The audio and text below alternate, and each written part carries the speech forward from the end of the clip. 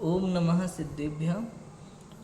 नमो अरिहन्ताणं नमो सिद्धाणं नमो आयर्याणं नमो उवज्झायाणं नमो लोई सव्यसाहुणं। मंगलमय मंगलकरण वीतराग विज्ञान नमो ताहि जाति भय अरिहंतादि महान। करि मंगल करे हो महाग्रंथ करन को काज। जाति मिले समाज सब पावे निज पद राज। इस भव तरु का मूल एक जानहु मिथ्या भाव। ताको कर निर्मूल अब करिए मोक्ष उपाय। आचार्य कल्प पंडित टोडरमल जी द्वारा विरचित मोक्ष मार्ग प्रकाशक 7वां अधिकार जैन मिथ्या दृष्टियों का विवेचन यहाँ चल रहा है। पंच लब्धियों की चर्चा हमारी चल रही है, जिसमें 4 लब्धियों की चर्चा करने के पश्चात कल हमने करण लब्धि की भी चर्चा की थी कि 3 प्रकार के करण परिणाम होते हैं: अधःकरण, अपूर्वकरण और अनिवृत्तिकरण। अधःकरण माने क्या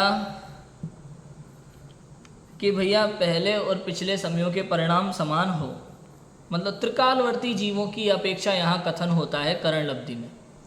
भूतकाल में जितने भी जीवों को प्रथमोपशम सम्यक दर्शन प्राप्त हुआ है और ये समय, ये करण जिन जीवों के पड़े थे, उन सब जीवों की चर्चा चल रही है। भूतकाल में, वर्तमान में और भविष्य में सभी की अपेक्षा से ये कथन यहाँ पे आता है। केवल ज्ञान गम्य कथन है, हम और आप इसका निर्णय नहीं कर सकते। भविष्य वाले जो कथन ले रहे हैं यहाँ पे, भविष्य वाले अपने परिणाम कैसे पकड़ेंगे? मतलब वर्तमान वाले जीव भविष्य के जीवों को, तो वर्तमान वाले की जीवों को थोड़ी पकड़ना है परिणाम। ये तो भविष्य के परिणाम केवल ज्ञान में झलक रहे ना। तो वर्तमान के जीव के और भविष्य के जीव के परिणामों में क्या अंतर आ रहा है, वो केवल ज्ञान में तो गणित हो रहा है उसका पूरा। नहीं आया समझ में? देखो, भूतकाल के जीवों के, अब जैसे अधःकरण का समय ले लो। अब अधःकरण में अपन ने क्या कहा था कि प्रति समय अनंत गुणी विशुद्धि बढ़ती है, ठीक है। और क्या लिखा था कि जीव के परिणाम उस करण के पहले समय में अल्प विशुद्धता सहित हुए, पश्चात समय समय अनंत गुणी विशुद्धता से बढ़ते गए। द्वितीय तृतीय आदि समयों में जैसे परिणाम हो, वैसे किसी अन्य जीव के प्रथम समय में ही हो, उसके समय समय अनंत गुणी विशुद्धि बढ़ती है। अधःकरण है, ठीक है। मतलब आप ये समझ लो, केवल ज्ञान में ऐसा झलका है। मान लो मुझे अधःकरण का काल चल रहा है इस समय, ठीक है।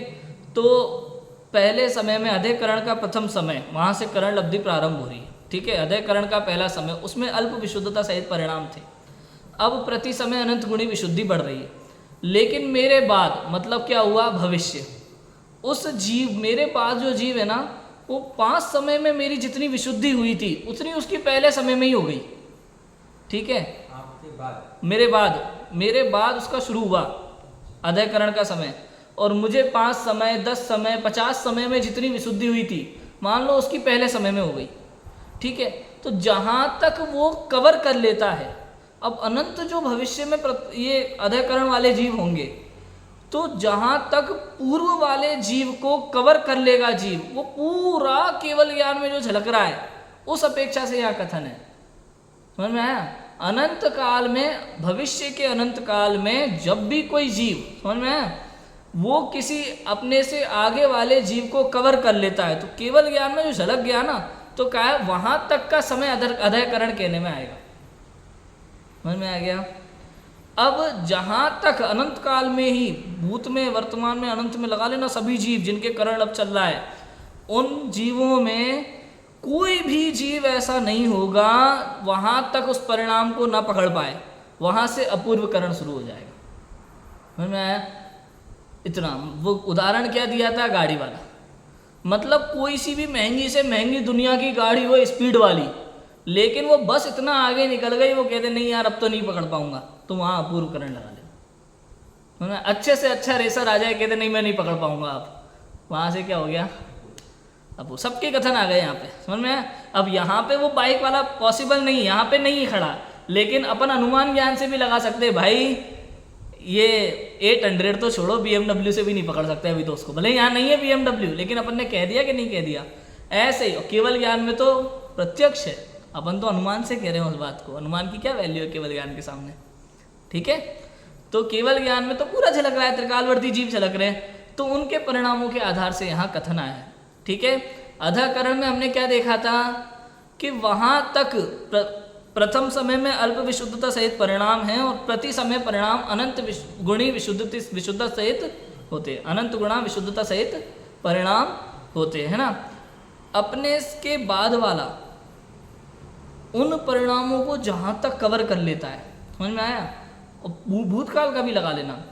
मान लो भूतकाल में कोई ऐसा जीव हुआ जिसके पहले समय में जितनी विशुद्धि हुई थी उतनी हो सकता है मुझे 5वें समय में हो रही हो, समझ में आया।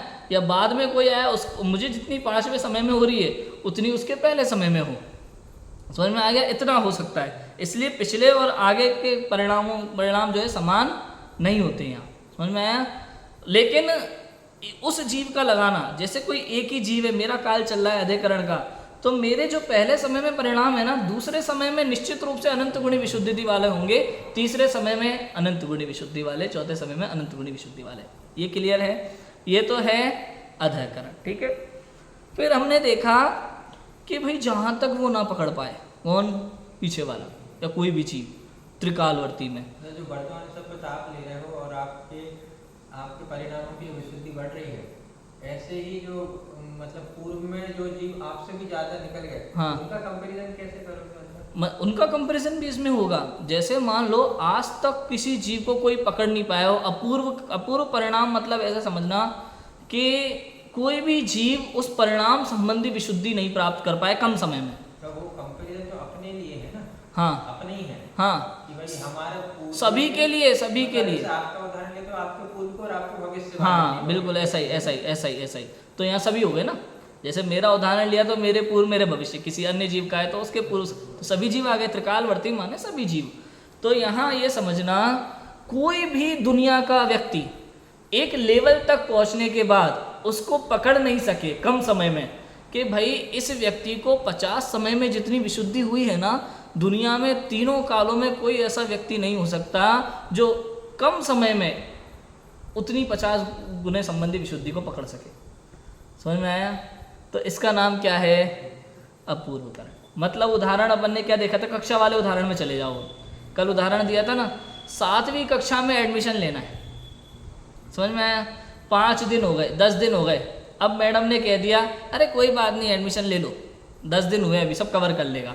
अब यहाँ सब 10 दिन का विषय वो पढ़ चुके, तो इससे उनको ज़्यादा विशुद्धता है। ये नया एडमिशन है, इसको वो 10 दिन संबंधी नॉलेज अभी नहीं है जो पढ़ा दिया गया है। लेकिन मैडम क्या कह रही है, टीचर क्या कह रहे हैं कि वो कवर कर लेगा। अब 1 महीना हो गया, 2 महीना हो गया, 3 महीने हो गए, फिर वो आ रहा है कोई एडमिशन लेने, तो मैम क्या कहेंगी, भाई अब नहीं कवर कर पाएगा। समझ में आया। तो यहाँ अपूर्वकरण समझना, जहाँ तक वो कवर नहीं कर पाए आगे वाले को, अपने से आगे वाले को, वो क्या है, अपूर्वकरण। अब एक और, अब अपूर्वकरण समझो। अपूर्वकरण में क्या है, परिभाषा पढ़ के समझते। देखो, पहले और पिछले समयों के परिणाम समान ना हो, अपूर्व ही हो, वो अपूर्वकरण है। जैसे कि उस करण के परिणाम जैसे पहले समय में हो, वैसे किसी भी जीव के द्वितीयादि समयों में नहीं होते। समझ में आया। पहले समय के परिणाम द्वितीयादि समयों में नहीं होते वहाँ। अब यहाँ क्या होता है मालूम है, जैसे आपने उदाहरण देखा होगा 7वीं कक्षा वाला। अब यहाँ पे 7वीं कक्षा में एक साथ सबको मैथ पढ़ाया जा रहा है, लेकिन किसी को कैसा समझ में आ रहा है, किसी को कैसा समझ में आ रहा है। तो उस एक समय के परिणाम मानो, अपूर्वकरण वाले त्रिकालवर्ती जीव के पहले समय के परिणाम, सभी अपूर्वकरण का पहला समय चल रहा है, उनके वो एक समय में हीन और अधिक हो सकते हैं, समान भी हो सकते हैं, असमान भी हो सकते हैं, हीन अधिक भी हो सकते हैं ना। लेकिन ये नियम है कि पहले समय वाले के परिणाम किसी दूसरे समय वाले से कम ही होंगे, कम होंगे, वो दूसरे समय वाले से कम ही होंगे, ठीक है ना। क्या कि उदाहरण क्या कि भाई 7वीं कक्षा वाला भले इस क्लास का इंटेलिजेंट हो, लेकिन 8वीं कक्षा में जिसको बहुत कम भी समझ में आता है ना, तो उससे वो कमज़ोर है। क्यों? क्योंकि 7वीं कक्षा वाले जो बहुत इंटेलिजेंट है ना, उसको 7वीं का सवाल दिया वो तो कर देगा, लेकिन 8वीं कक्षा में 8वीं वाला सवाल पढ़ाया, उसके सूत्र, उसके सारी चीज़ 8वीं वाले को पता है। जिसको बहुत कम भी समझ में आया होगा ना, तो भी 7वीं वाले को तो उसको कुछ भी पता नहीं है। अब क्लियर हो रहा है। तो अपूर्वकरण में ये लगाना, ठीक है। क्या समझ में आया कि भाई अभी एक और चीज़ को एक और तरीके से समझाता हूँ मैं अपूर्वकरण को आपको। मान लो एक समय का परिणाम, अब एक समय में क्या हो रहा है, पहला समय है ना, अपूर्वकरण का पहला समय, पहले समय में मान लो A1, A2, A3, A4, A5 ऐसे, और दूसरे समय में B1, B2, B3, B4, B5। तो दूसरे जो त्रिकालवर्ती जीव होते हैं ना, उनके पहले समय के A संबंधी परिणाम में तो 2 भी हो सकता है, 3 भी हो सकता है, 4, लेकिन B नहीं होगा। समझ में आ गया? इतना समझना है अपन, उतना नहीं पकड़ पाया, इसलिए उसको अपूर्व अपूर्व कहा, नया नया कहा। अपूर्व माने जो पहले कभी नहीं हुआ, ऐसा अपूर्व नया, ठीक है। और द्वितीयादि समूह में नहीं होते, बढ़ते ही होते हैं। तथा यहाँ अधः करणवत जिन जीवों के करण का पहला समय ही हो, उन अनेक जीवों के परिणाम परस्पर समान भी होते हैं, अधिक हीन विशुद्धता सहित भी होते हैं। समझ में आया? अपूर्व करण के पहले समय वाले जितने भी जीव हुए त्रिकालवर्ती, उनके परिणाम समान भी हो सकते हैं, असमान भी हो सकते हैं, लेकिन द्वितीय वाले से तो कम ही होंगे, ऐसा है। और अनिवृत्तिकरण में क्या बात बताई थी? सबके समान। सबके समान माने अनिवृत्तिकरण का पहला समय, अनिवृत्तिकरण के पहले समय में त्रिकालवर्ती जितने भी जीव होंगे उनके परिणाम नियम से समान होंगे। समझ में है?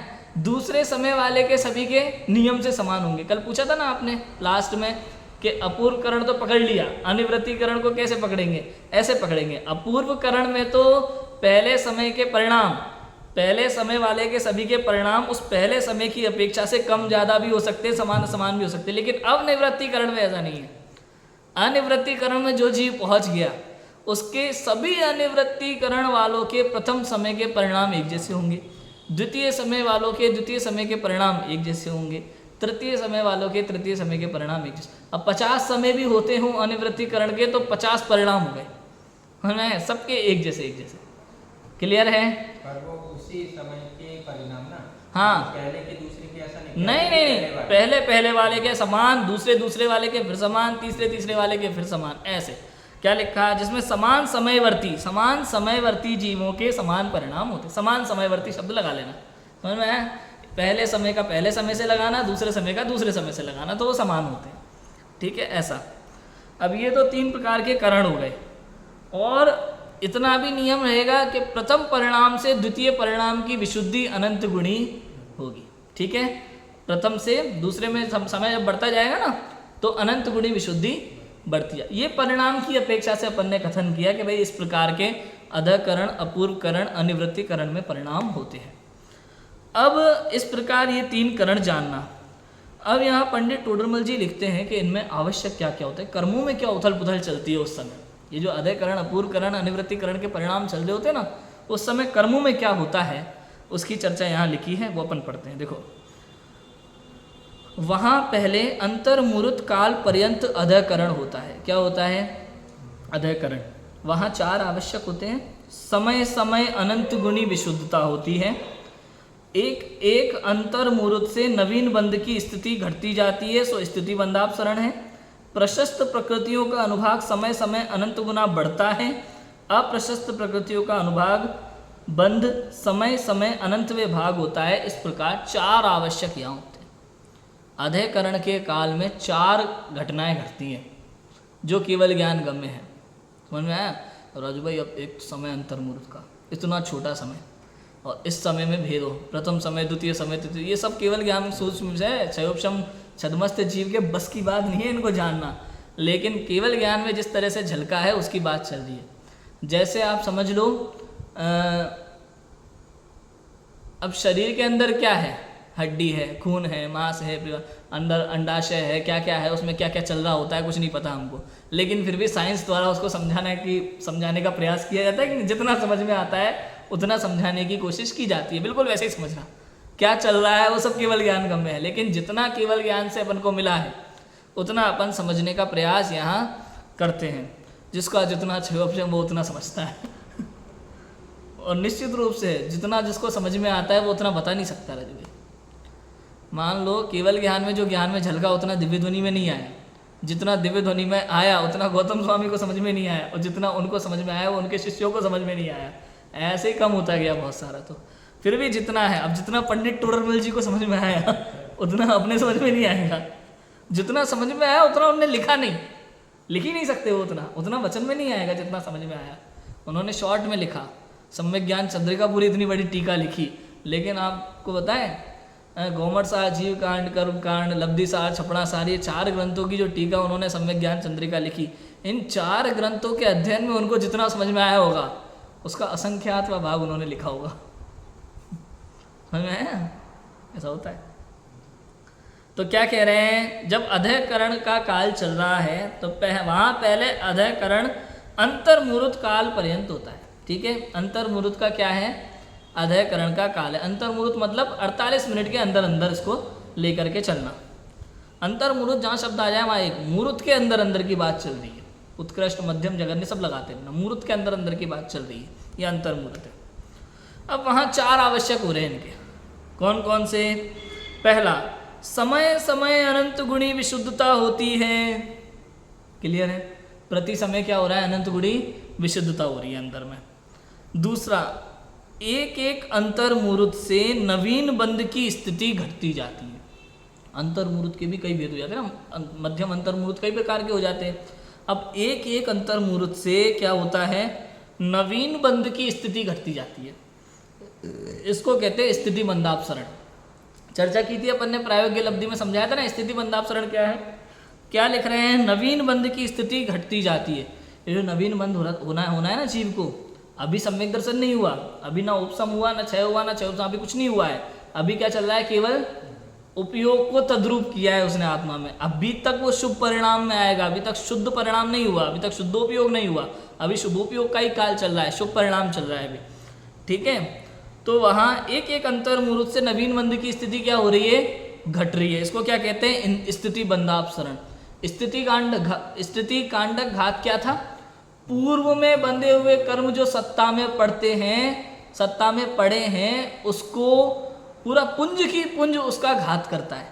समझ में आया? उसको घात करता है मतलब अंत कोड़ा कोड़ी सागर प्रमाण कर देता है। बहुत सारी स्थिति होती है, उसको क्या कहते हैं, स्थिति कांडक घात। यहाँ बात चल रही है किसकी, स्थिति बंधापसरण। बंधापसरण माने जो बंद होने वाला है ना, नवीन बंध, उसका अपसरण, अप माने कम करना है, अप माने कम, अप माने कम होता है, उत माने ऊपर ज्यादा होता है। अपकर्षण कम करना, उत्कर्षण बढ़ना। ठीक है ना, अप माने नीचे की ओर, नीचे की ओर। ठीक है, डाउन। एक एक अंतर्मुहूर्त से नवीन बंध की स्थिति, नए जो कर्म इसको बंध रहे होते हैं उस समय शुभोपयोग का काल है, कर्मों का बंधन तो चालू है।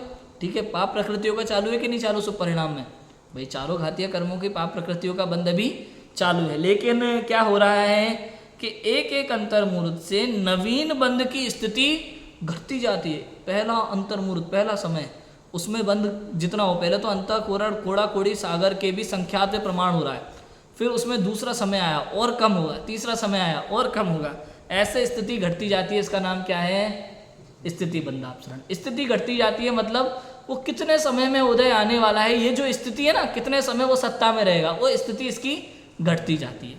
अभी कौन सा बंद हो रहा है, इसके पुण्य का बंद होगा। क्यों, क्योंकि कौन सा काल चल रहा है, शुभ परिणाम का। बाप प्रकृति उसको वो घातिया में वो तो हो रहा है, लेकिन इधर अघाती में पुण्य प्रकृति होगा। ठीक है, पढ़ो देखो तीसरा पॉइंट, तीसरा आवश्यक, प्रशस्त प्रकृतियों का अनुभाग समय समय अनंत गुणा बढ़ता है।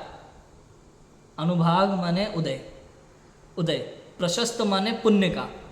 प्रशस्त प्रकृतियों का अनुभाग समय समय प्रति समय अनंत गुना बढ़ रहा है। पुण्य प्रकृतियां जितनी में उनका उदय जो आएगा वो अनंत गुणा रूप से फल देगा। मतलब समझो किसी को उम्मीद तो क्या थी, आप समझ लो उम्मीद थी 10 रुपये की, मिल गए 1000 रुपये। ये तो अपन ने 10 से 1000 किए। यहाँ क्या कह रहे हैं, प्रशस्त प्रकृतियों का अनुभाग समय समय अनंत गुना बढ़ता है। अनंत गुना, जैसे किसी का विवाह हो रहा हो ना, 5 लाख के दहेज की उम्मीद में 50 लाख मिल जाए। यहाँ 50 से 50 लाख हुए तो कितना हुआ, 45 गुना है ना, 10 गुना हुआ, 5 से 50 हो गए। लेकिन यहाँ कितना कह रहे, अनंत, 5 से 50 वाला खुश हो जाए। यहाँ लिख रहे हैं प्रशस्त प्रकृतियों का अनुभाग समय समय अनंत गुना बढ़ रहा है, इसके इतना फल देगा उसको। मतलब पुण्य का जब बंद हुआ था ना, वो पुण्य बंद कितने समय में के लिए हुआ था, क्या उसका फल था। मान लो एक रसगुल्ला मिलना हो, पूरा डिब्बा हाथ लग जाए ऐसे, तो अनंत गुना बढ़ रहा है उसका पुण्य। और यहाँ अनुभाग, अनुभाग मतलब समझना फल देगा, अनंत गुणा रूप से फल देगा। और अप्रशस्त प्रकृतियों का अनुभाग बंध समय समय अनंतवे भाग होता है, वो अनंत गुना बढ़ रहा है, पुण्य का उदय अनंत गुना बढ़ करके उदय में आएगा। और पाप का अप्रशस्त प्रकृतियों का अनुभाग बंध समय समय अनंतवे भाग हो रहा है। ये इस समय का काल है, ये केवल ये जो अधयकरण का काल चल रहा है ना, ये सब इस समय के काल में जो प्रकृतियों का बंध वगैरह चल रहा है, ये उस समय की बात चल रही है। नवीन बंध हुआ सो स्थिति बंधापसरण पूर्वक हुआ, और उसमें भी प्रशस्त प्रकृतियों का अनुभाग समय तो अनंत गुणा फल दे करके इस तरह से बंधेगा कि वो अनंत गुणा फल दे करके उदय में आएगा उसका, जितना बंध हो रहा है। और अप्रशस्त जो पाप प्रकृतियां होंगी जितनी भी, वो कैसी है कि अनुभाग बंध समय समय के अनंतवे भाग, अनंत अब प्रति समय के हिसाब से लगाना। जो पहले पूर्व में पढ़े वो वाले नहीं है। नहीं नहीं नहीं, ये नए कर्मों की बात है, जो अभी बंध रहा है उसकी बात है, अधयकरण के टाइम, अधयकरण के काल में जो चल रहा है। शुभ भाव में भी उसको बंद रहे। हाँ हाँ, शुभ भाव में वो घातीय कर्म वाली पाप प्रकृतियां बंध रही है ना, तो उसकी बात चल रही है। अब उसमें देखो क्या, प्रशस्त प्रकृतियों का अनुभाग समय अनंत गुना बढ़ता है। कैसे कैसे? प्रशस्त प्रकृतियों का अनुभाग समय समय अनंत गुना बढ़ रहा है। प्रथम समय, फिर द्वितीय समय, फिर तृतीय समय, अनंत गुणा फल दे करके उदय में आएगा। ऐसा प्रशस्त प्रकृतियों का बंध हो रहा है। पुण्य प्रकृतियों का जो बंध है वो कैसा बंध रहा है इस समय अधयकरण के काल में, कि जब वो उदय में आएगा तो अनंत गुणा रूप से फल देगा। और पहले समय में जितना बंधा उससे फिर दूसरे समय में और अनंत गुणा, तीसरे समय में और अनंत गुणा। ये क्लियर हुआ? अब देखना, अप्रशस्त प्रकृतियों का अनुभाग बंध समय समय अनंत विभाग होता है। अप्रशस्त माने पाप प्रकृतियां, इसका जो बंध हो रहा है, ठीक है, वो जब उदय में आएगा तो कैसे आएगा? अनंत विभाग रूप से फल देगा, घट करके पुण्य बढ़ करके फल देगा और पाप घट करके। ये सारा काम हो रहा है। देखो, ये सम्यक दर्शन से पूर्व की प्रक्रिया चल रही है पूरी, इतना काम हो रहा है। अभी तो और देखो क्या क्या होता है। जब मिलेगा, जब उसको समय दर्शन प्राप्त हो जाएगा, उस अवस्था हाँ, फल जो आएगा, फल वो कभी भी हो सकता है, अभी उसकी बात नहीं चल रही।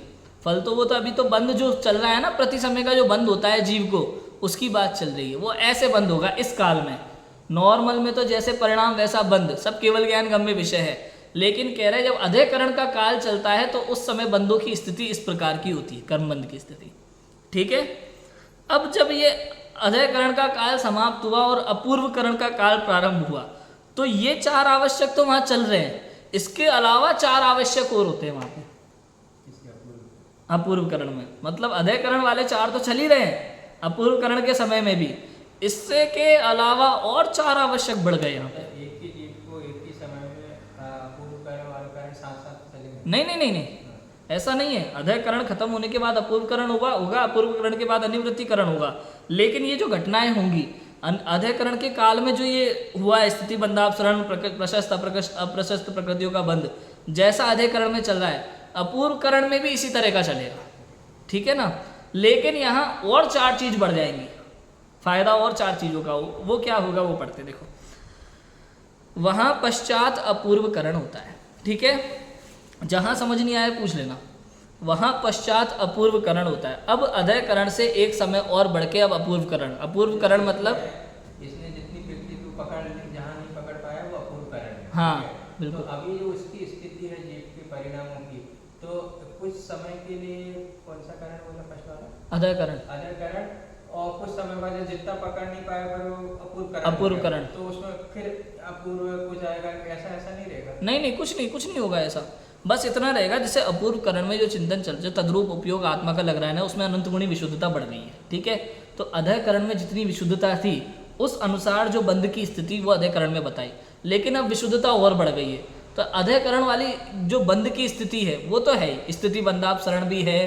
प्रशस्त प्रकृतियों का जो है उदय में जब होगा तो अनंत गुणा फलदायी होगा, पाप प्रकृतियां अनंत गुणाहीन होकर के उदय में आएंगी। ये सारी चीज़ों का जो बंध की स्थिति है वो अपूर्वकरण में भी वैसी रहेगी। ठीक है, अनिवृत्ति में भी वैसी रहेगी, ये चलेगा उधर। लेकिन अपूर्व करण में चूंकि विशुद्धता और बढ़ रही है ना, तो और विशुद्धता बढ़ने से कुछ और नई चीजें भी होंगी। वो क्या होंगी वो यहाँ बता रहे हैं। अरे मैं ऐसा पूछना चाह रहा था कि ये जो परिणामों की बात है ना, तो पूरी तो मतलब एकदम कम हुए ज़्यादा हुए तो उस हिसाब से करण, अपूर्व करण, अवृत्तिकरण ऐसा कम ज़्यादा से मुनि 6वें 7वें में झूलते हैं, इसमें ऐसा नहीं, वो नहीं, वो 6वें 7वें में तो शुद्धोपयोग और शुभोपयोग की अपेक्षा से बात है, वो तो मुनिराजों की बात है। अभी तो अपन सम्यक दर्शन सन्मुख वाले की बात हाँ, अभी तो प्रथमोपशम सम्यक के पहले की बात चल रही है, वो तो 7वें 6वें गुणस्थान की बात है, वो तो बात की बात है बहुत, उसकी वो वैसा नहीं है यहाँ पे। यहाँ तो प्रति समय से अनंत गुणी विशुद्धता बढ़ रही है ऊपर, यहाँ अभी नीचे गिरने की बात नहीं चल रही। नीचे गिरने में क्या होता है उसकी बात आएगी आगे, वो भी करेंगे अपन, जब प्रथमोपशम सम्यक दर्शन होकर छूटता है फिर क्या क्या घटनाएं घटती है, वो सारी बातें भी आएंगी। लेकिन अभी तो सम्यक दर्शन नहीं हुआ ना, पहले सम्यक दर्शन कर तो ले, छूटेगा बाद में, ठीक है। तो सम्यक दर्शन करने से पहले क्या घटनाएं घट रही हैं उसकी बात चल रही है। अभी देखो, अधिकरण का हो गया, 4 आवश्यक समझ में आ गए। अब अपूर्व करण के 4 आवश्यक, और क्या लिखा वहां, पश्चात अपूर्व करण होता है, उसका काल अधःकरण काल के संख्यातवें भाग है। अब जो अधःकरण का जितना अंतर मुहूर्त रहा आपके, हर जीव के लगा लेना, जिसके मान लो किसी जीव के अधःकरण का, पप्पू है, पप्पू जो है सम्यक दर्शन की प्रक्रिया कर रहा है, अब इस पप्पू के अधःकरण काल है अंतर मुहूर्त, ठीक है। अब इसका जो अपूर्व करण प्रारंभ होने वाला है, अब उस वो अधःकरण का जितना अंतर मुहूर्त उसके है ना, जितना समय है, उसका संख्यातवा भाग होगा अपूर्व करण का काल पप्पू के, हाँ, अधःकरण के संख्यातवे भाग अपूर्व करण होगा। अधःकरण भी अंतर मुहूर्त ही है, अधःकरण के अंतर मुहूर्त के जितने परिणाम, जितना समय है, उस समय का संख्यातवा भाग होगा अपूर्व करण में। इस पप्पू के जीव की बात चल रही है अभी, जिसके जितने, मान लो किसी के 50 समय संबंधी अंतर मुहूर्त है तो उसका संख्यातवा भाग, किसी के 100 समय संबंधी अंतर मुहूर्त का अधःकरण है तो उसका संख्यातवा भाग, समझ में आ गया, ऐसे लगाना। अब वहां पश्चात अपूर्व करण होता है, उसका काल अधःकरण के काल के संख्यातवें भाग है, ठीक है। उसमें ये आवश्यक और होते हैं, इसमें ये आवश्यक और होते हैं, जो 4 आवश्यक अधःकरण में हुए उसको प्लस करके ये और होते हैं। क्या और होते हैं भैया, और क्या घटनाएं घट जाती है कर्मों में, इसमें बढ़िया तद्रूप हो रहा है, उपयोग आत्मा में तद्रूप होके लगा है, राजू भाई भेद विज्ञान का काल चल रहा है, लेकिन अभी अनुभव नहीं हुआ, अभी प्रतीति नहीं हुई, अभी काम चालू है ना, अब लेकिन करण शुरू हो गया ना तो प्रथमोपशम तो होकर के ही रहेगा, ठीक है। और ये सारी चीज़ें चल रही हैं बराबर से, जैसे भोजन किया, अब भोजन के बाद अंदर में कहाँ गले में पहुँचा और कहाँ अंदर नीचे जा रहा है, कहाँ पित्त में चल रहा है, उसकी सारी चर्चा चल रही है। अब वो बाहर नहीं आएगा, वो तो निकलेगा अंदर, तो वो कैसे कैसे कहाँ कहाँ क्या क्या पहुँच रहा है वो समझाने की कोशिश कर रहे हैं, ठीक है। वहाँ पश्चात अपूर्व करण होता है, उसका काल अधःकरण काल के संख्यातवें भाग है, ठीक है, संख्यातवें भाग। उसमें ये आवश्यक और होते हैं, कौन कौन से, पहला, एक एक अंतर मुहूर्त से सत्ताभूत पूर्व कर्म की स्थिति थी उसको घटाता है, सो स्थिति कांडक घात। मतलब पूर्व कर्म की जो स्थिति थी ना, पूर्व में जो बंधे हुए कर्म थे पहले से, उसको घटाता है, और थोड़ा बहुत नहीं, 1-2 कर्म को नहीं, कर्म प्रकृति को नहीं घटाता, बहुत सारी कर्म प्रकृतियों को एक साथ में घटा देता है। किसको घटाता है, स्थिति को घटाता है उसकी। किसको घटाता है, उदय में तो आएंगे, लेकिन मतलब जो कर्म 100 साल बाद उन्हें उदय में आने थे वो 50 साल में आ जाएंगे, है ना, 10 साल में आ जाएंगे, ऐसे स्थिति को घटाता है। और उससे छोटे एक एक अंतर मुहूर्त से पूर्व कर्म के अनुभाग को घटाता है, सो अनुभाग कांडक घात। ये जो एक एक अंतर मुहूर्त, एक एक समय की चर्चा है ना, तो मतलब पहले समय में जितना घटा रहा है, दूसरे समय में उससे और ज़्यादा, तीसरे समय में और ज़्यादा घटाएगा, उस हिसाब से लगाना है ना। उससे छोटे एक एक अंतर मुहूर्त से पूर्व कर्म के अनुभाग को घटाता है, सो अनुभाग कांडक घात है। तथा गुण श्रेणी के काल में क्रमशः असंख्यात गुणे प्रमाण सहित कर्मों को निर्जरा के योग्य करता है, सो गुण श्रेणी निर्जरा है। और गुण संक्रमण यहाँ नहीं होता, परंतु अन्यत्र अपूर्व करण हो वहाँ होता है। देखो पहले तो क्या था कि एक एक अंतर मुहूर्त से सत्ताभूत पूर्व कर्म की स्थिति जो है उसको घटाता है, उसका नाम है स्थिति कांडक घात। इसमें क्या लाभ हो रहा है मालूम है, क्या फ़ायदा हो रहा है जो स्थिति घटा रहा है। मान लो अरे भाई जैसे संसार है ना, पर संसार परिभ्रमण, ये संसार परिभ्रमण कम हो रहा है एक तरीके से, स्थिति को घटाता है, मतलब आपका संसार परिभ्रमण यहाँ कम हो रहा है। ये कोई छोटी बात नहीं है। और प्रति समय एक एक अंतर मुहूर्त से और ज़्यादा घटाता जा रहा है। तो कितना बड़ा काम हो रहा है। अभी सम्यक दर्शन नहीं हुआ, उससे पहले ये सारी चर्चा है। हमें सिंघम मूवी है ना, उसमें जब लास्ट में पूरी पुलिस पहुंच जाती है जयकांत सिकरे के पास, तो उसको पता नहीं होता कि सिंघम भी साथ आया है। और उसको लगता है कि पूरे पुलिस वाले मेरे प्रोटेक्शन के लिए आए हैं। तो वो बड़ा खुश होकर के कहता है हमें मंत्री बनने के पहले इतना पावर। तो मैं ऐसे ही ये मंत्री बनने के पहले का पावर है पूरा। सम्यक दर्शन, प्रथमोपसम सम्यक दर्शन होने के पूर्व में इतना पावर। इसकी महिमा देखो आप। भाई साहब महिमा तो देखो आत्मा की है, आत्मा अनुभव की महिमा है। लेकिन आप देखो उस आत्मा की चर्चा, उस आत्मा का चिंतन, उस आत्मा के चिंतन में क्या क्या गलत चल रहा है। आप देखो जब वो आत्मा में उपयोग को तद्रूप होके लगा रहा है, उस समय इस जीव में क्या क्या कर्मों में क्या क्या उथल पुथल चल रही है। आप देखो अंदर ही अंदर सब केवल ज्ञान में झलक रहा है, हमें नहीं पता चलेगा। भोजन करते समय अंदर क्या क्या चल रहा है हमें नहीं पता चलता ना। हम इसके बारे में सोचते और भोजन अच्छे से कर लेते, पेट भर जाता है। ऐसे ही होता है यहाँ भी। ये 5 लब्धियाँ होती हैं, सब काम होता रहता है अपने आप। देखो कैसे होता है। तो स्थिति कांड घात वो पूर्व कर्म की स्थिति को घटा रहा है, मतलब अपना संसार परिभ्रमण कम कर रहा है। ये तो स्थिति का घटना हुआ। दूसरा देखो, उससे छोटे छोटे एक अंतर मुहूर्त से पूर्व कर्म के अनुभाग को घटाता है। सो अनुभाग कांड घात। समझ में आया? अनुभाग को क्या कर रहा है? ये घटा रहा है, उदय को घटा रहा है। अनुभाग माने कर्म का उदय लगाना, यहाँ पे फल लगाना, फल देने की शक्ति, कर्मों के फल देने की शक्ति, फल देने की सामर्थ्य, इसको क्या कहते हैं? अनुभाग कहते हैं। परिभाषा है ना, अपन ने दूसरे अधिकार में भी पढ़ी थी। 4 है ना बंध के भेद, प्रकृति, प्रदेश, स्थिति और अनुभाग। प्रकृति माने स्वभाव, कर्म का स्वभाव, कर्म किस जाति का है, दर्शन मोनी है चाहे तुम मोनी है, वो प्रकृति उसकी स्वभाव, कर्म की प्रकृति।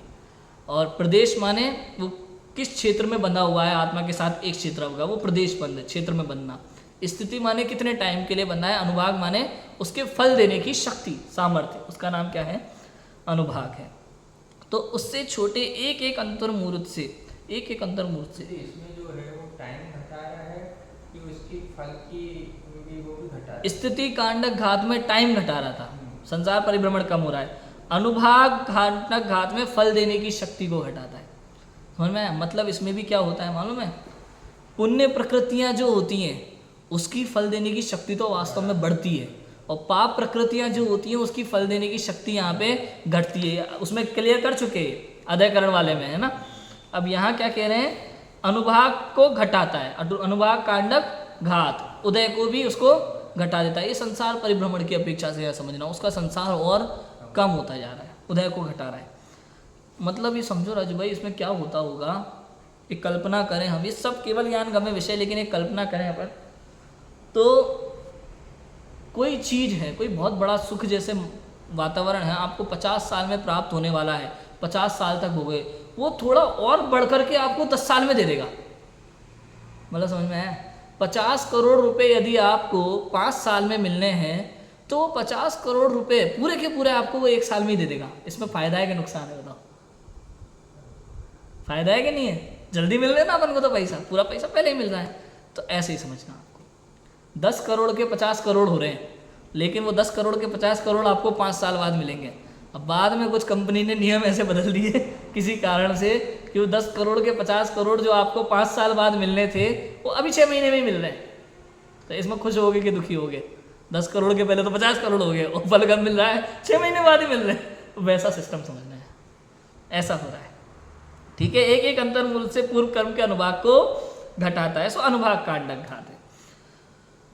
गुण श्रेणी के काल में क्रमशः असंख्यात गुणे प्रमाण सहित कर्मों को निर्जरा के योग्य बनाता है। यहाँ असंख्यात गुण है, अनंत नहीं लगा देना, क्योंकि कर्मों की संख्या अनंत होती नहीं है, असंख्यात ही होती है।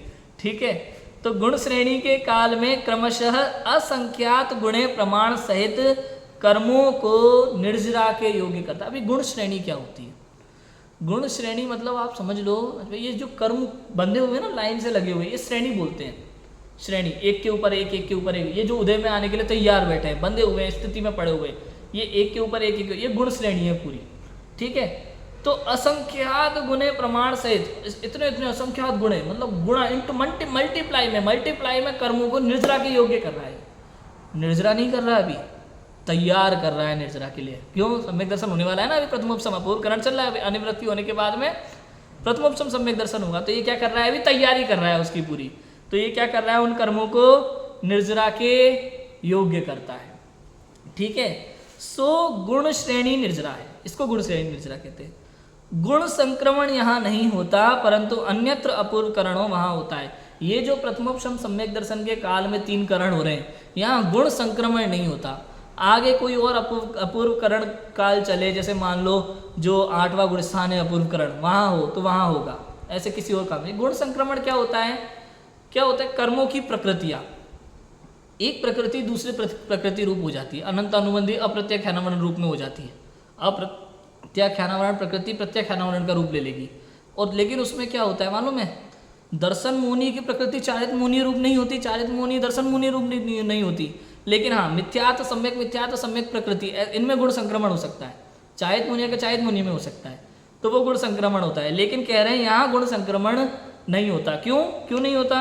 क्योंकि कह दिया ना, गुण श्रेणी के काल में क्रमशः असंख्यात गुणे प्रमाण सहित कर्मों को निर्जरा, यहाँ निर्जरा के योग्य काम चल रहा है अभी, इसलिए यहाँ गुण संक्रमण का काम नहीं। क्यों? क्योंकि सम्यक दर्शन की तैयारी चल रही है, संक्रमण का काम नहीं है। ठीक है। इसका नाम है अपूर्वकरण। ये अपूर्वकरण का जो समय चल रहा है उसमें ये घटनाएं यहाँ पे घट रही है। ठीक है। 4 आवश्यक को, पहला तो स्थिति कांडक घात, दूसरा अनुभाग कांडक घात, दूसरा गुण श्रेणी निर्जरा, और गुण संक्रमण यहाँ नहीं होता। ये 4 चीजें यहाँ उन्होंने बताई अपूर्वकरण के काल में। अब अनिवृत्तिकरण के काल में और क्या होता होगा? आगे बढ़े, और समझ में आ रहा है ना? बढ़े आगे। थोड़ा सा डिफिकल्ट हो सकता है, थोड़ा सा ऐसा लग सकता है कि यार कुछ बातें ऐसी से पल्ले नहीं पड़ रही, लेकिन वास्तव में ईजी है देखा जाए तो। मैंने, क्योंकि इसको समझने के लिए मैंने भी बहुत कोशिश मेहनत की है, और जब मुझे समझ में आ गया तो मुझे लगा हाँ ईजी है ना। जब वास्तव में कोई भी चीज़ कठिन तब तक ही होती है रजवे, जब तक हमें समझ में नहीं आए। एक बार समझ में आ गया तो वो ईजी हो गई फिर। तो इस प्रकार अपूर्वकरण होने के पश्चात अनिवृत्तिकरण होता है। ठीक है। अपूर्वकरण होने के पश्चात क्या होता है? अनिवृत्तिकरण। उसका काल अपूर्वकरण के भी संख्यात विभाग है। ठीक है। इधर अब सब भैया लगाते रहे ना अपने हिसाब से। मान लो अधःकरण का 500 समय रूप अंतर मुहूर्त है, तो इधर संख्यात्वा भाग अपूर्वकरण का, उसका भी संख्यात्वा भाग अनिवृत्तिकरण में होगा। ठीक है। अब समझो, मतलब एक अंतर मुहूर्त के भी समय भेद कितने होते हैं। तब तो संख्यात्वा भाग की संख्या आ रही है, मतलब संख्यात समय होते हैं। संख्यात समय मतलब समझे, ये कोई छोटी मोटी बात नहीं है। संख्यात अपने बस की बात नहीं है। संख्यात भी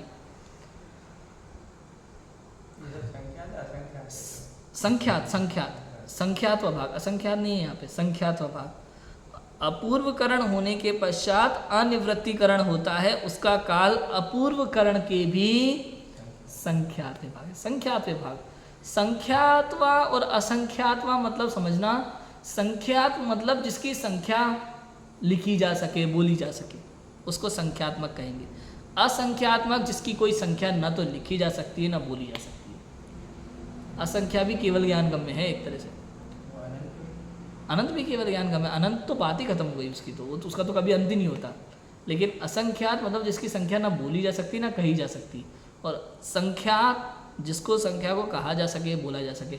लेकिन ये भी बहुत बड़ी चीज़ है, इसके लिए भी चक्रवर्ती जैसा आदमी चाहिए संख्या बोलने कहने के लिए। उतना क्षयोपशम चाहिए ऊंचे लेवल का, अपने बस की बात नहीं। अपन को नील महानील लग तो याद नहीं है कुछ। बचपन में कभी शायद कौन सी पहली क्लास कौन सी होती है, नर्सरी होती है ना, नर्सरी LKG UKG, तब शायद ये पढ़े होंगे अपन ने। मेरे को ये ध्यान तो है, पढ़ा तो है, अरब खरब नील महानील ऐसा कुछ पढ़ा तो है, याद तो है, लेकिन कहाँ तक है पता नहीं, अभी भूल गए। तो अब देखो, संख्यात विभाग है, अपूर्वकरण की भी है। उसमें पूर्वोक्त आवश्यक सहित कितना ही काल जाने के बाद अंतरकरण करता है। पूर्वोक्त आवश्यक सहित मतलब जो अधःकरण के 4 और अपूर्वकरण के 4 आते हैं, वो पूर्वोक्त आवश्यक, वो सारी क्रियाएं होने के साथ एक और चीज होती है। क्या चीज होती है? कि अंतरकरण होती है। ये सब हो रहा होता है है ना। सब मतलब एक साथ बहुत सारे काम चल रहे होते हैं राजू भाई अंदर ही अंदर, और इतने सूक्ष्म समय में। जैसे आप समझो जैसे मोबाइल का एक बटन दबाते हैं ना, तो एक बटन मोबाइल का दबाने में अंदर ही अंदर कौन क्या क्या चल रहा होता है अपन को समझ के बाहर है। वैसे ये समझना एक ही साथ में बहुत सारे काम चल रहे होते हैं। ब्रॉडकास्ट में अपन ने एक मैसेज डाला किसी को, ठीक है, मैंने अपने प्रवचन की लिंक अपने ब्रॉडकास्ट ग्रुप में डाली, सबको पर्सनल मैसेज जा रहा है। अब वो कैसे कैसे मोबाइल अपना काम कर रहा होता है वही जाने।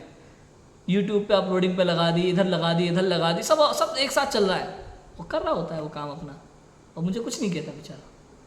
और भी काम करता है, पता है क्या करता है इसमें, मतलब अपन को पता नहीं चलेगा राजू भाई, कई काम तो ऐसे हो रहे थे इसका पता ही नहीं है, अपन को खबर ही नहीं है। जैसे अपन बात कर रहे हैं अपन किसी विषय में, आज अपन ने बात करी कि यार मंदिर के लिए अच्छा माइक खरीदना है अपन को, स्वाध्याय हॉल के लिए कौन सा आओ जाके माइक अच्छे रहेंगे यार, कौन से वाले माइक खरीदें, पोर्टेबल खरीदें या वो वाला खरीदें, कॉर्डलेस वाला खरीदें, वायरलेस। अपन ने ये बातें करी ऑफिस में बैठ करके। थोड़ी देर बाद मोबाइल ओपन किया, इंस्टाग्राम खोला, फेसबुक खोला, तो पता चला वही ऐड चल रहे हैं। तो मतलब कहीं ना कहीं ऐसा है, सारी नज़र रखे हुए मोबाइल हम पे, हम क्या बात करते हैं फ़ोन पे, हम किसी विषय में बात कर रहे हैं, कोई चीज़ खरीदने की बात कर रहे हैं, अब खरीदना तो है मुझे, लेकिन समझ में नहीं आ रहा कौन सा खरीदूँ, क्या लूँ, वही चीज़ ऐड में दिखाई देने लगती है इंटरनेट पे चारों तरफ, जहाँ भी खोलो वही चीज़ दिखाई दे रही है। तो ये होता है, अब अंदर ही अंदर पता नहीं क्या काम चल रहा होता है इसमें प्रति समय। ऐसे ही यहाँ होता है, मतलब अधःकरण के 4 आवश्यक, अपूर्वकरण के 4 आवश्यक, इसके साथ साथ पूर्वोक्त आवश्यक सहित कितना ही काल जाने के बाद, कितना ही काल माने समय बढ़ने के बाद, कितने समय बढ़ जाए कुछ कह नहीं सकते भैया, लेकिन काल अंतर मुझके अंदर अंदर ही है। कितना ही काल जाने के बाद अंतरकरण करता है। ये अंतरकरण क्या है, नीचे एक परिभाषा लिखी है, जय धवला में परिभाषा है, किम अंतरकरणम नाम, ये अंतरकरण क्या है, उसका क्या स्वरूप है, इसकी परिभाषा लिखी हुई है। देखो हिंदी में पढ़ता हूँ मैं, इसमें फुट नोट में लिखा हुआ है, विवक्षित कर्मों की अधस्तन और उपरिम स्थितियों को छोड़कर मध्यमवर्ती अंतर्मूर्त मात्र स्थितियों के निषेकों का परिणाम विशेष के द्वारा अभाव करने को अंतरकरण कहते हैं। ठीक है, पढ़ते देखो समझते हैं। अंतरकरण मतलब ये क्या कहना चाह रहे हैं, विवक्षित कर्मों की, ये जो कर्म है, ये जो कर्मों की स्थिति लगी हुई ना, ये जो कर्म चल रहे हैं, इन कर्मों की अधस्तन और उपरिम स्थितियों को छोड़कर, नीचे की कुछ प्रकृतियां और ऊपर की प्रकृतियों को छोड़कर मध्यम अंतर्वृत्त मात्र स्थितियों के निषेकों का परिणाम विशेष द्वारा अभाव करने को अंतरकरण कहते हैं। एक परिणाम विशेष द्वारा कुछ ऐसा परिणाम उसके अनिवृत्तिकरण के काल के पहले, अपूर्वकरण के काल के बाद कुछ इस तरह का परिणाम उसके वहाँ हो रहा होता है कि बीच के जो कर्म निषेक है, निषेक माने कर्मों का पूरा पुंज, एक समय में उदय में आने वाले कर्मों का जो पुंज है उसको क्या बोलते हैं, निषेक बोलते हैं। तो अंतर्मूर्त मात्र की स्थिति के जो निषेक है, बीच में से उसको हटा देते हैं माने कुछ को नीचे कर देते, कुछ को ऊपर कर देते, जगह बना देते थोड़ी। मतलब समझ में आया, मतलब राजू भाई ये समझ लो जैसे अपन बैठने की जगह बनाते ना, कई बार भरा हुआ हॉल, थोड़ा सा तू इधर सरक मैं इधर सरक जाऊँ तो बीच में बिठा लिया, बिल्कुल ऐसे काम चल रहे हैं यहाँ पे। किसका काम चल रहा है यहाँ, उसमें पूर्वोक्त आवश्यक सहित कितना ही काल जानने के बाद अंतरकरण करता है, जो अनिवृत्तिकरण के काल पश्चात उदय आने योग्य ऐसे मिथ्यात्व कर्म के मूर्त मात्र निषेक उनका अभाव करता है, उन परमाणुओं को अन्य स्थिति रूप परिणमित करता है तथा अंतरकरण करने के पश्चात उपशमकरण करता है। ये पूरी बातें अपन पढ़ते हैं, पहले तो अंतरकरण को ही क्लियर कर लेते हैं। मतलब आप समझ लो राजू भाई, जैसे कई बार क्या होता है, स्टेज पे कोई कार्यक्रम चल रहा है, अचानक कोई विशेष व्यक्तित्व आ जाए तो बोलो अरे भाई साहब आए हैं, अभी हमारे बीच में आदरणीय भाई साहब पधारे हैं, मैं उनसे निवेदन करूंगा वो मंच पे पधारे। भले कुर्सी नहीं है मंच पे, तो थोड़ी थोड़ी जगह बना करके एक कुर्सी बीच में घुसाई जाती है, वैसे ही यहाँ पे जगह बनाई जा रही है। समझ में आया भाई, सम्यक दर्शन होगा ना, तो सम्यक दर्शन होगा तो पहले कर्म परमाणु हटे तभी तो वो सम्यक दर्शन की जगह बनेगी। तो सम्यक दर्शन की जगह बनाने की बात चल रही है यहाँ पे। प्रथमोपशम सम्यक दर्शन होने के पूर्व, राजा जी का आने के पूर्व उनके लिए जगह बनाई जा रही है यहाँ पे।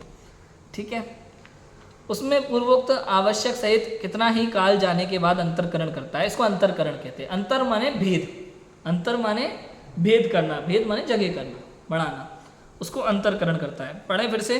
विवक्षित कर्मों की हटाए बीच वाले कर्म वो कहाँ खत्म हो गए? कुछ नीचे गए कुछ ऊपर गए, मैं बता रहा हूँ उसके लिए, और मैं बताता हूँ अभी। कुछ नीचे गए हैं कुछ ऊपर गए, वो कैसे करेंगे वो अभी इसमें ही लिखा है, अभी समझेंगे। पहले परिभाषा एक बार और समझ लेते हैं। विवक्षित कर्मों की, जो कर्मों की स्थिति है, अधस्तन और उपरिम, नीचे वाली और ऊपर वाली स्थिति को छोड़ करके मध्यमवर्ती बीच में अंतर्मूर्त मात्र स्थिति के निषेकों का परिणाम विशेष द्वारा अभाव करने को अंतरकरण, परिणाम निषेक वाला अभाव। अभाव माने यहाँ से हटाने की बात चल रही है। कुछ नीचे कर दिए जाएंगे कुछ ऊपर कर दिए जाएंगे, ठीक है। अभी देखो नीचे किए उनका क्या करेंगे, ऊपर किए उनका क्या करेंगे, अभी उसकी बात चलेगी। देखो क्या लिखा है। जो अनिवृत्तिकरण के काल पश्चात उदय आने योग्य ऐसे मिथ्यात्व कर्म के मूर्त मात्र निषेक उनका अभाव कर, ये सब मिथ्यात्व कर्म की बात चल रही है। क्यों? क्योंकि ये सारी चीजें किसमें होनी है? मिथ्यात्व कर्म में होनी है।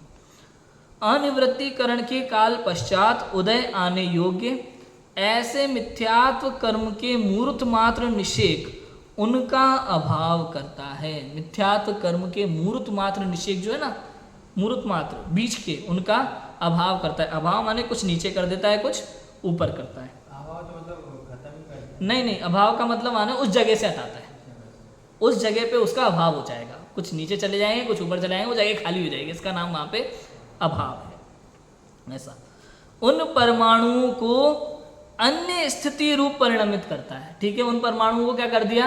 अन्य स्थिति। अब देखना, जो ऊपर करे हैं उनको तो उदय में आने योग्य बनाएगा, सम्यक दर्शन होने के पूर्व पूर्व उदय में आके खत्म हो जाएंगे, ठीक है। और जो नीचे किए थे ना, उनको दर्शन मोह के से हटा के मिथ्यात्व से दूसरी स्थिति रूप परिणमित कर देगा। समझ में आ रहा है? क्या लिखा? उनको परमाणुओं को अन्य स्थिति रूप कर देगा, तो अब वो मिथ्यात्व रूप नहीं रहेंगे। और समझना भी आगे।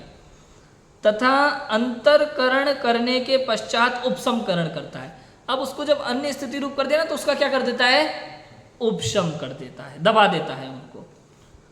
अंतरकरण द्वारा अभाव रूप किए निषेकों के ऊपर वाले जो मिथ्यात्व के निषेक है, उनको उदय आने के योग्य बनाता है, ठीक है। जो अपन ने मूर्त वाले थे, अंतरकरण द्वारा जो उनको ऊपर किया ना कुछ को, उनको क्या करता है? ऊपर किए जो मिथ्यात्व वाले निषेक हैं उनको उदय में आने योग्य बना देता है। मतलब सम्यक दर्शन के पहले पहले जो ऊपर जो किए हैं, जो जल्दी उदय में आने वाले हैं, उनको पहले उदय में ले आएगा, सम्यक दर्शन होने के पहले ही, तो वो काम वहीं खत्म हो जाएगा। और नीचे वाले को इसने बदल दी, उपसमकरण कर दिया और उसकी स्थिति बदल दी उसकी, ठीक है ना। अब वो उदय में नहीं आएंगे, स्थिति बदल दी माने वो अब उदय में, अभी उदय में नहीं आएंगे, बाद में आएंगे तो अभी उदय में नहीं आएंगे, उनकी स्थिति बदल दी, ठीक है। अंतरकरण करने के पश्चात उपसमकरण करता है। अंतरकरण द्वारा अभाव रूप किए निषेकों के ऊपर वाले जो मिथ्यात्व के निषेक है, उनको उदय में आने योग्य बनाता है। इत्यादि क्रिया द्वारा अनिवृत्तिकरण के अंत समय के अंतर रहित, अनंतर माने अंतर रहित, इत्यादि क्रिया द्वारा, ये सब क्रिया के साथ में अनिवृत्तिकरण के अंत समय के अंतर रहित जिन निषेकों का अभाव किया था, जिन निषेकों का अभाव किया था, उनका काल आए तब निषेकों के बिना उदय किसका आएगा? देखो, अनिवृत्तिकरण के अंत समय में के अनंतर जिन निषेकों का अभाव किया था, अनंतर माने भेद रहित, वहाँ पे क्या लिखा था वहाँ पे? अंतरकरण और अंतर के अलावा अनंतर, भेद रहित, मतलब अब वो जगह नहीं है। भेद था ना, वो भर दिया अभी, अब वो जगह नीचे कर दी, कुछ ऊपर कर दी थी, ऊपर वाले को उदय में आगे आने योग्य बना दिया। अब क्या कह रहे हैं? इत्यादि क्रिया द्वारा अनिवृत्तिकरण के अंत समय के अनंतर जिन निषेकों का अभाव किया था, उनका काल आए तब निषेकों के बिना उदय किसका आएगा? जो नीचे किया था उनका उदय का काल आया, लेकिन निषेकों के बिना उदय किसका आएगा? अनिवृत्तिकरण के का अंतिम समय चल आ गया अभी। अब वो निषेक तो अपन ने क्या कर दिए थे, उसकी स्थिति बढ़ा के स्थिति बदल के उसको उपसम कर दिया था। अब वो निषेक वहां पे उदय में आने योग्य रहे ही नहीं, तो उदय किसका आएगा? तो अब वहां उदय खत्म हो गया मिथ्यात्व के उन कर्मों का, ठीक है। अब क्या कहते हैं? मतलब उस समय के लिए खत्म हो गया। हाँ, उस समय के लिए खत्म हो गया, बाद में आएगा, वो दबा हुआ है, बाद में कभी भी उदय में आ सकता है। वो कैसे कैसे आएगा उसकी भी चर्चा करेंगे अभी लेकिन अभी नहीं आएगा। प्रथमोपसम सम्यक दर्शन अभी होके रहेगा, तब तक अब डिस्टर्ब नहीं करेगा। इसलिए जैसे अपन कई बार देखते हैं ना, कोई काम विशेष कर रहे हो, जैसे किसी की शादी कर रहे, कोई रोकने आ रहा हो, तो उसको तब तक के लिए बंद रखते हैं जब तक हो ना जाए, उसके बाद भले ही आ जाए, कोई दिक्कत नहीं है। तो अभी प्रथमोपसम सम्यक दर्शन होने देगा, बाद में भले छूट जाए, फिर वो उदय में आएंगे, कैसे आएंगे वो सब चर्चा है, कब कैसे उदय में आएगा उसकी भी बात करेंगे। वास्तव में तो वो भी केवल ज्ञान गम्य विषय है, उसमें भी मिथ्यात्व कर्म मूल है, उसकी चर्चा भी आएगी अभी, उसको पढ़ने में भी बड़ा मजा आएगा। आज भी जितना जितना पढ़ेंगे तो आनंद की चीज़ें, देखा जाए तो जिनवाणी और मेरी चर्चा है, अपनी चर्चा सुनने में किसको आनंद नहीं आएगा, ऐसा है, ठीक है। इसलिए मिथ्यात्व का उदय ना होने से, अब मिथ्यात्व का उदय नहीं है, ठीक है। उदय में आने योग्य जो परिणाम ऊपर वाले थे वो उदय में आने योग्य बना दिए, वो निकल जाएंगे सम्यक दर्शन होने के पहले पहले। जो नीचे किए थे उनकी स्थिति को बदल दिया गया है, अब वो उदय में अभी नहीं आएंगे। तो मिथ्यात्व का उदय ना होने से प्रथमोपशम सम्यक दर्शन की प्राप्ति होती है। समझ में आया? अब अभी के लिए कोई भी मिथ्यात्व का कर्म ऐसा नहीं है जो उदय में आने वाला हो। जो उदय में आने वाले थे वो उदय में आ गए और बाकी का उपशमकरण हो गया। क्या हो गया? उपशम हो गया। अब उदय में कोई भी मिथ्यात्व का कर्म उदय में नहीं है, और मिथ्यात्व उदय में नहीं है तो इसका मतलब क्या है? सम्यक्त्व चल रहा है। प्रथमोपशम सम्यक दर्शन उसको प्राप्त हो गया। कितनी बड़ी बात हो गई। इतनी कोशिश कर रहे थे अपन शुरू से ही सम्यक दर्शन की, आज जाके सम्यक दर्शन की प्राप्ति हो रही है। तो इस प्रकार इस जीव को प्रथमोपशम सम्यक दर्शन प्राप्त हुआ है। अनादि मिथ्या दृष्टि के सम्यक्त मोहनीय और सम्मिश्र मोहनीय की सत्ता नहीं है, इसलिए वह एक मिथ्यात्व कर्म ही का उपशम करके उपशम सम्यक दृष्टि होता है। मतलब अपन ने रजोई पहले कई बार देखा है, तो क्या देखा है? प्रथमोपशम सम्यक दर्शन की परिभाषा कि दर्शन मोहनीय की 3 और चारित्र मोहनीय की 4, मिथ्यात्व, सम्यक प्रकृति, अनंतानुबंधी, क्रोध, मान, माया, लोभ, ये 7 प्रकृतियों के उपशम पूर्वक उपशम सम्यक दर्शन होता है। ये अपन ने पढ़ा है। लेकिन बात यह है, यहाँ पे विशेष ये है करणानि योग में कि अनादि मिथ्या दृष्टि के तो 5 ही प्रकृति का उपशम होता है, उसके 3 प्रकृति रूप सत्ता होती नहीं है। उसके दर्शन मोहनीय की एक ही प्रकृति होती है मिथ्यात्व। किसके? अनादि मिथ्या दृष्टि के, जिसको आज तक कभी सम्यक दर्शन नहीं हुआ, उस जीव की चर्चा चल रही है। अनादि से लेके आज तक जिसको कभी सम्यक दर्शन नहीं हुआ, उसके दर्शन मोहनीय की कितनी प्रकृति? 1, और चारित्र मोहनीय की अनंतानुबंधी, क्रोध, मान, माया, लोभ, इन 5 प्रकृतियों के उपशम पूर्वक सम्यक दर्शन होता है। फिर जब एक बार प्रथमोपशम सम्यक दर्शन हो जाता है ना, फिर जब वो छूट जाता है, तब छूटने के मतलब जितना समय कम काल रहेगा, आप ये समझना कि प्रथमोपशम सम्यक दर्शन छूटा, दोबारा प्रथमोपशम सम्यक दर्शन होने वाला हो, है ना, तो हो सकता है किसी के 5 प्रकृति पूर्वक हो, मिथ्यात्व और अनंत अनुबंधी की 4, किसी के 6 प्रकृति पूर्वक हो, मिथ्यात्व, सम्यक मिथ्यात्व, अनंत अनुबंधी की 4, किसी के 7 प्रकृति पूर्वक भी प्रथमोपशम दोबारा हो सकता है, 6 भी हो सकता है, ऐसा भी हो सकता है। अब देखो, जिसके समझ लो बहुत कम काल हुआ, छूटे और दोबारा हो गया, तो उसके 7 प्रकृतियों के उपशम पूर्वक सम्यक दर्शन होगा। समझ में आया? जिसके प्रथमोपशम सम्यक दर्शन छूटे, बहुत कम काल हुआ है और दोबारा हो गया तुरंत ही, तो उसके कितने प्रकृतियों के उपशम पूर्वक होगा? 7 प्रकृतियों के उपशम पूर्वक। जिसके थोड़ा ज़्यादा काल बीत गया है ना, तो उसके 6 प्रकृति पूर्वक। कौन कितनी प्रकृति पूर्वक? 6 प्रकृति पूर्वक होगा। कौन कौन सी? मिथ्यात्व, सम्यक मिथ्यात्व, सम्यक प्रकृति ना, तो किसी के 5, किसी के 6 और किसी, और जब बहुत ज़्यादा हो जाता है ना तो मिथ्या, फिर वापस वो तीनों जुड़ जाती है, एक ही हो जाती है। कौन सी हो जाती है? एक, फिर से मिथ्यात्व, तो उसके फिर वापस 5 प्रकृति पूर्वक ही, 5 प्रकृति के उपशम पूर्वक ही सम्यक दर्शन होगा। आप वो, क्योंकि वो अनादि मिथ्या दृष्टि वत हो जाता है, लेकिन अनादि मिथ्या दृष्टि कभी नहीं होता। एक बार किसी जीव को प्रथमोपशम सम्यक दर्शन हो गया तो वो साधी मिथ्या दृष्टि ही कहलाएगा, लेकिन उस सम्यक दर्शन को छूटे बहुत लंबा काल हो गया, हमें समझ लो कि असंख्यात वर्ष ही बीत गए, हजारों वर्ष बीत गए, तो इस जीव को जब दोबारा सम्यक दर्शन होगा ना, तो दोबारा वही पंचलब्धि पूर्वक ही होगा और दोबारा वो 5 प्रकृति के उपशम पूर्वक होगा। उसके जो समझना कि अभी मिथ्यात्व दर्शन मुनि की एक प्रकृति मिथ्यात्व है। जब प्रथमोपसम सम्यक दर्शन होता है ना, तो उस निर्विकल्प अनुभव के काल में जब प्रथमोपसम सम्यक दर्शन हुआ तब वो मिथ्यात्व के 3 टुकड़े हो जाते हैं। मिथ्यात्व, सम्यक मिथ्यात्व और सम्यक्त्व प्रकृति, जिसको सम्यक्त्व मोहनीय कहते हैं। सम्यक्त्व प्रकृति, सम्यक्त्व मोहनीय भी बोलते हैं उसको, और जो सम्यक मिथ्यात्व है ना उसको मिश्र मोहनीय भी बोलते हैं। मिथ्यात्व के बाद सम्यक मिथ्यात्व जिसको मिश्र मोहनीय बोलते हैं, सम्यक्त्व प्रकृति जिसको सम्यक्त्व मोहनीय बोलते हैं। ठीक है, तो ऐसे 3 टुकड़े हो जाते हैं उसके। अब कभी कभी क्या होता है, जब बहुत लंबा काल हो गया सम्यक तो छूटे, सम्यक प्रथमोपसम सम्यक दर्शन हो गया, सम्यक तो छूट गया, तो ये 3 टुकड़े वापस जुड़ जाते हैं, फिर मिथ्यात्व हो गया। तो फिर से उसके मिथ्यात्व और अनंतानुबंधी की 5 प्रकृतियों पूर्वक उपसम होगा, और फिर उपसम होगा, फिर 3 टुकड़े होंगे। मैं ये 3 टुकड़े भी कैसे होते होंगे अजय में समझो। मान लो एक मिथ्यात्व का गोला है पूरा। ब्रह्मास्त्र एक मूवी है, उसमें एक ब्रह्मास्त्र होता है, उसके वो तिकोने जैसे 3 टुकड़े होते हैं, और 3 टुकड़ों को मिला के ब्रह्मास्त्र बनता है ना। तो ऐसा दिखाया गया है।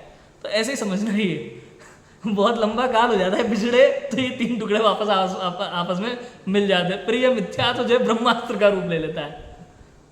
कभी कभी तो जीव को जो बिल्कुल आत्मा में उपयोग तद्रूप रहता है ना जिनका, वो बार बार जो उपयोग को आत्मा में लगाए रखते हैं, संसार में ज़्यादा भटकते नहीं हैं, ऐसे जीव वो छूट जाता है फिर हो जाता है, फिर छूट जाता है फिर हो जाता है, ऐसा चल रहा होता है कई जीव के। कई जीव के कैसा होता है कि लंबा काल हो गया, सम्यक दर्शन हो गया था, फिर बाद में विचार ही नहीं किया बहुत दिन तक वेद विज्ञान का, फिर अटक गए संसार में, बहुत लंबा काल हो गया, तो वो अनादि मिथ्या दृष्टिवत हो जाता है फिर से। मतलब ऐसा समझ लो राजू भाई, मैं बहुत सिंपल उदाहरण देकर के समझाता हूँ। जैसे 10th क्लास की चीज़ अपन ने पढ़ी, एग्ज़ाम हो गया, 98% आ गए। 11th क्लास में किसी ने पूछा, अपन को जल्दी याद आ जाता है, थोड़ा टाइम लगेगा हो सकता है, लेकिन फिर भी अपन उसको समझा देते हैं। 12th क्लास में किसी ने पूछा, समझा देते हैं। अब हो गई शादी, इतना लंबा काल बीत गया, अब कोई कहे भाई ये वाला सवाल समझा दो, भाई पता नहीं क्या क्या कैसे कैसे उस समय पढ़ा था, सब हो गया, अब बस की बात नहीं है, नहीं तो दोबारा पढ़, अब आ तो जाएगा समझ में, उसमें कितना टाइम लगेगा, जितना वो पहले लगा था उतना ही टाइम लग जाता है दोबारा, समझ में? ऐसे ही समझना है, ठीक है। थोड़ा काल में तो जल्दी जल्दी अनुभव हो जाता है, लेकिन जब काल ज़्यादा हो जाए तो वो भ्रांति भूल जाता है, वापस उस अनुभव को ही भूल जाता है, प्रतीति को भूल जाता है, कुछ और मानने लगता है। वो कैसे क्या होता है उसकी चर्चा भी आएगी, उसकी चर्चा अपन करेंगे। तो यहाँ क्या कह रहे हैं, इसलिए मिथ्यात्व का उदय ना होने से प्रथमोपसम सम्यक की प्राप्ति होती है। अनादि मिथ्या दृष्टि के सम्यक्त्व मोहनीय और मिश्र मोहनीय की सत्ता नहीं है, एक ही टुकड़ा है मिथ्यात्व, 3 टुकड़े सम्यक दर्शन के बाद होंगे, इसलिए वह एक मिथ्यात्व कर्म का ही उपसम करके उपसम सम्यक दृष्टि होता है। एक मिथ्यात्व कर्म का ही उपसम करके माने मिथ्यात्व और अनंतानुबंधी की क्रोधमान मायालोक। ये अनंतानुबंधी की क्रोधमान मायालोक आवश्यक है, भले चारित्र मोहनीय की प्रकृतियां हैं, लेकिन ये श्रद्धा गुण का भी घात करती है। ये जो अनंतानुबंधी है ना, ये कुछ अंश में श्रद्धा गुण का भी घात करती है, कुछ अंश में चारित्र गुण का भी घात करती है। इसलिए इसका अभाव जरूरी है, इसका अभाव ना हो, इसका उपशम ना हो, क्षयोपशम ना हो, तो सम्यक दर्शन हो ही नहीं सकता। श्रद्धा गुण की निर्मल पर्याय प्रकट नहीं हो सकती, इसमें इसका बहुत बड़ा खेल है। मिथ्यात्व की 3 प्रकृतियां दर्शन मोहनीय की, और ये चारित्र मोहनीय की 4 अनंत अनुबंधी की, इनका ही सम्यक दर्शन से संबंध है बस। और चारित्र मोहनीय चूंकि चारित्र गुण से भी संबंधित है, इसलिए चूंकि अनंत अनुबंधी जाती है तो चौथे गुण स्थान के योग्य स्वरूपाचरण चारित्र प्रकट होता है। चारित्र मुनि की प्रकृति ना अनंत अनुबंधी क्रोध मान माया, जितने अंश में कषाय का अभाव हुआ उतने अंश में भी त्राग था, उसका नाम चारित्र है, और कोई चारित्र नहीं है यहाँ। चौथा गुण स्थानवर्ती पूज्य नहीं है, 5वां गुण स्थानवर्ती कोई पूज्य नहीं है। क्यों? क्योंकि पूज्यता की जो सिद्धि है ना वो चरणानुयोग की अपेक्षा से होती है, और चरणानुयोग में कथन जो होता है वो बाह्य आचरण के हिसाब से होता है, तो पूज्यता वहाँ बाह्य आचरण की होगी। उसमें भी 3 ही वेश पूज्य बताए, वेश अरहंत सिद्ध की बात नहीं है, वेश मुनि, आर्यका और 5म गुण स्थानवर्ती उत्कृष्ट शावक एलक क्षुल्लक, ये पूज। उसमें भी एलक क्षुल्लक आर्यका की अष्टद्रव्य से पूजा नहीं होती है, केवल देवशास्त्र गुरु की ही अष्टद्रव्य से पूजा होती है, लेकिन सबका यथा योग्य विनय यथा योग्य सम्मान है।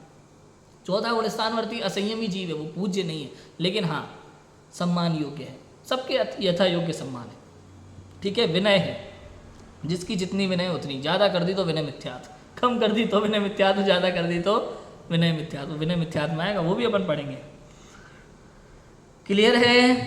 तो इसलिए वह एक मिथ्यात्व कर्म का ही उपशम करके उपशम सम्यक दृष्टि होता है, तथा कोई जीव सम्यक्त्व पाकर फिर भ्रष्ट होता है, उसकी दशा भी अनादि मिथ्या दृष्टि जैसी हो जाती है। अनादि मिथ्या दृष्टि जैसी हो जाती है, अनादि मिथ्या दृष्टि नहीं होता। ठीक है, अनादि मिथ्या दृष्टि जैसी होती है मतलब ये समझ लो कि कोई ऊंची क्लास का विद्यार्थी है ना, उसको कुछ समझ में नहीं आता, पढ़ने नहीं आता, तो 7वीं कक्षा के जैसे बालकों जैसा है, लेकिन अभी पढ़ कौन सी में रहा है, वैसा ही समझना। अनादि मिथ्या दृष्टि जैसी दशा है, लेकिन अनादि मिथ्या दृष्टि नहीं है। क्यों? उसका काल अब अर्ध पुद्गल परावर्तन मात्र रह गया। जो भी हो, जैसा भी हो, अनादि मिथ्या दृष्टि के अभी काल की कोई सीमा नहीं है, पंच परावर्तन कर रहा है वो अभी। लेकिन ये जो सादी मिथ्या दृष्टि है, जिसको एक बार सम्यक दर्शन हो गया, तो ये तो पक्का हो गया कि इसका काल अर्ध पुद्गल परावर्तन मात्र शेष रह गया है, इसलिए इसकी दशा अनादि मिथ्या दृष्टि वाली कभी मानी नहीं जा सकती। लेकिन हाँ, वो जो उसकी श्रद्धा गुण के हिसाब से वर्तमान दशा के हिसाब से वर्णन किया, तो अनादि मिथ्या दृष्टि जैसा ही आपको दिखाई देगा, देखने में वैसा ही आएगा, उसकी बातें वैसे, ग्रहित मिथ्या दृष्टि भी हो सकता है, वो इधर उधर पूजा पाठ भी करता दिखाई दे सकता है, ये सब चीज़ें हो सकती है उसमें। ठीक है, इतनी चर्चा यहाँ भी हुई है। अब यहाँ बहुत बड़ा प्रश्न खड़ा हो जाता है। क्या प्रश्न खड़ा हो रहा है यहाँ पे कि परीक्षा करके तत्व श्रद्धान किया था, उसका अभाव कैसे हो। भाई तुमने बहुत बड़ी बड़ी बातें मारी थी ना कि एक बार अनुभव हो जाए, एक बार अनुभव हो जाए कि अग्नि को हाथ लगा के देख लिया कि गर्म है, तो अब दुनिया में कोई भी कहे तो झूठा नहीं हो सकता। ये सारी बातें जो आपने की थी, अब इतनी परीक्षा करके तत्व श्रद्धान किया, ये कैसे छूट गया, आप ये बताओ। समझ में आ रहा है कि नहीं आ रहा? ये आपने कैसे कह दिया भैया? इसकी चर्चा अपन कल करेंगे, अभी की बात को विराम देते हैं। ओम नमः सिद्धि।